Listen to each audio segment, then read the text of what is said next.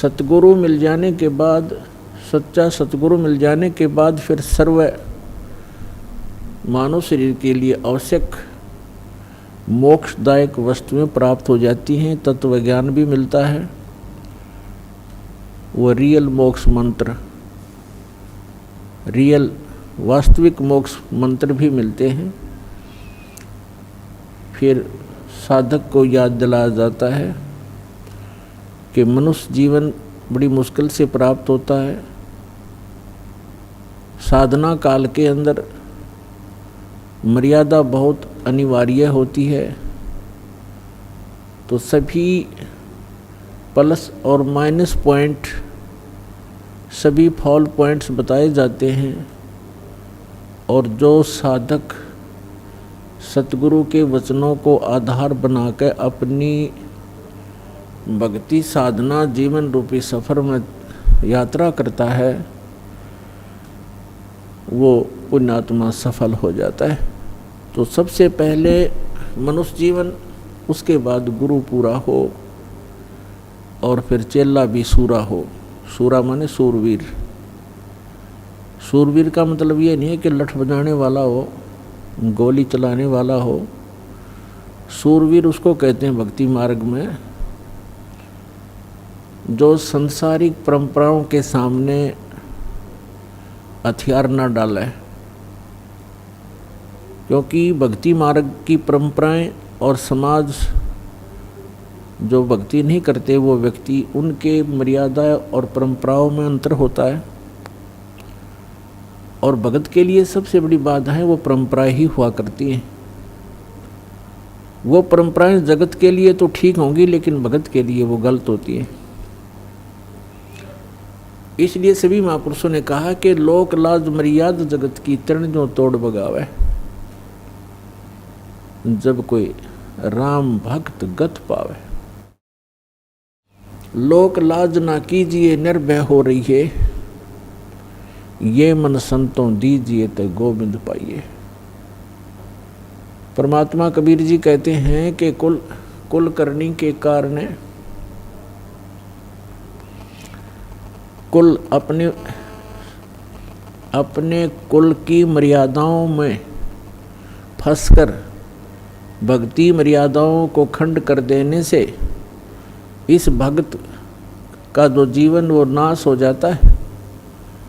उसके लिए परमात्मा कहते हैं कुल करनी के कारण हंसा गया बिगोए।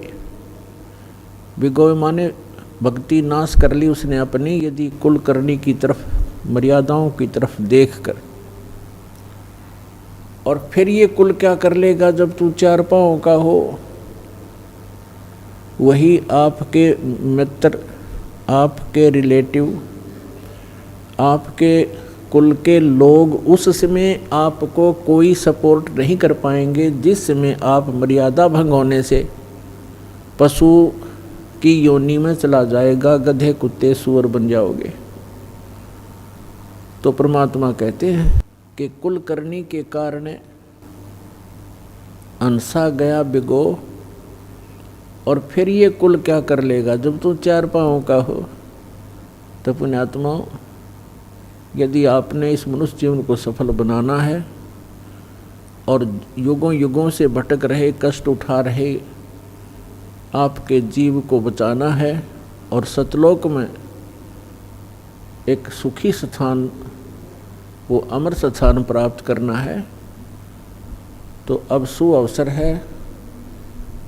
सब आपको तत्व ज्ञान प्राप्त है, सत मंत्र आपको प्राप्त है।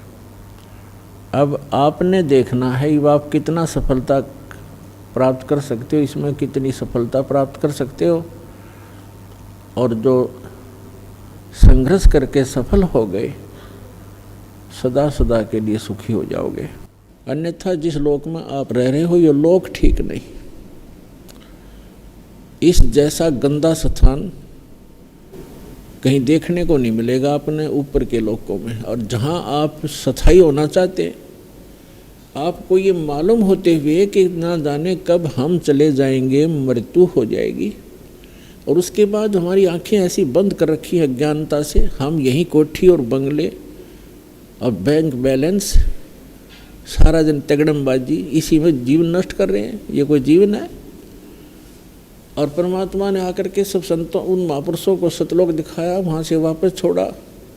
उन महापुरुषों ने गवाही दी है कि ऐसा स्थान है जहाँ तुम सदा सुखी रहोगे,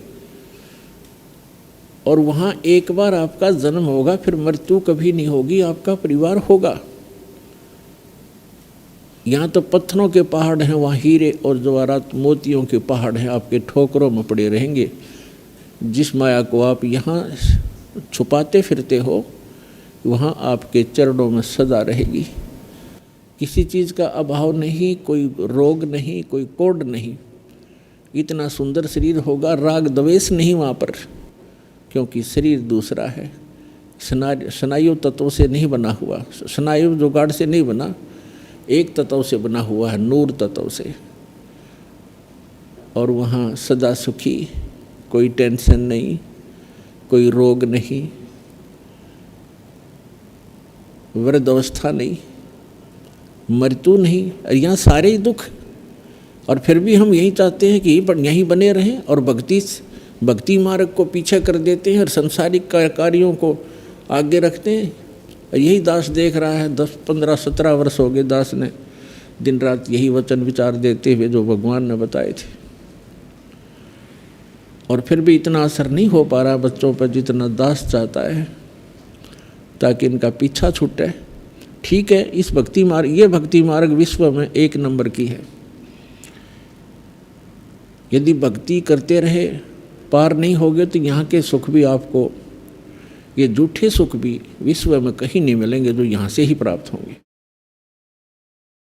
लेकिन ये सुख सा कुछ नहीं है, चाहे पृथ्वी का राजा बन जावे, चाहे इंद्र की गद्दी प्राप्त हो जाए, अपना जीवन नाश करने वाली बात है।